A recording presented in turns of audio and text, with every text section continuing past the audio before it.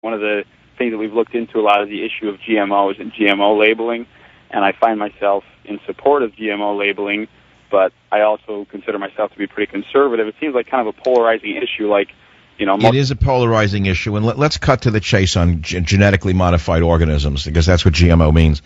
First of all, many people don't even understand that prior to the laboratory modification through GMOs, or the creation of a genetically modified organism using recombinant DNA, there was hybridization. Plants have been modified, animals have been hybridized for centuries. There's almost nothing that hasn't been modified in the food chain. Corn, for example, was modified by nature. It was originally a grass that appeared naturally in Central America, in Mesoamerica, and it was hybridized by the Native Americans over centuries or over eons, where they picked the grass plant that had a kernel of corn in it that was small, and they kept picking the ones that were a little bigger, and they would breed the bigger and bigger and bigger and bigger until we have the modern corn plant. Are you aware of that? Yeah, but all right. No, so I'm giving you an example of modification of plants to bring them to the food crop that we know of today. So now we're going to the next stage of modifying plants, rather than, let's say, taking a cherry tree and trying to make a cherry tree by hybridizing it with another species of a hardier cherry tree with a redder cherry, etc., and so on. Tomatoes have been hybridized for the redder, rounded tomato, and now, of course, the laboratories are trying to do it through GMOs. So what's the problem?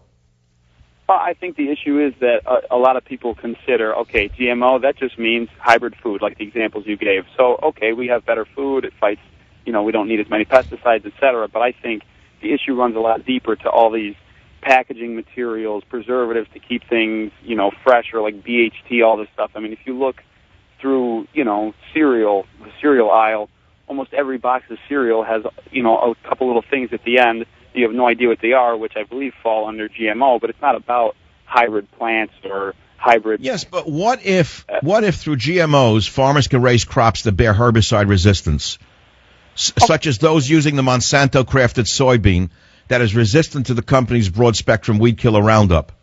That means there'll be less chemicals used in a season than they would while growing conventional soybeans. So that would be a positive, wouldn't it? Well, I agree that would be a positive, but so there's a positive and a negative. Look, let me explain something. I myself try to eat organically grown vegetables and fruits as frequently as I can. When I go to the supermarket, I go to a small market, I go to the organic section. Do I really know if it's really organically raised? I mean, how much crookery is there in that? I try to avoid pesticides all my life. I try to eat organically grown foods if I can. But if you're talking about feeding 5-6 billion people on the planet, we need to understand that there are pressures upon the food supply that need to be realized. I mean, you can't suddenly go around saying everyone's going to be able to eat organic food. You cannot feed the world with organically raised produce, nor with naturally raised animals. There's not enough to go. There's not enough food would be produced by those methods. I'm not saying they shouldn't produce this stuff anymore. I'm just saying I think they should label it so people at least have... Okay, that's fair enough. I could say let's split the difference on that. I'm for truth in labeling, and I think that the food should have a GMO labeling. But I think that people ought to understand that it doesn't mean that it's a Frankenstein food just because it says GMO. You know what I'm saying? Sure. And I mean, the thing is, you know Americans as well as I do. I mean, they can already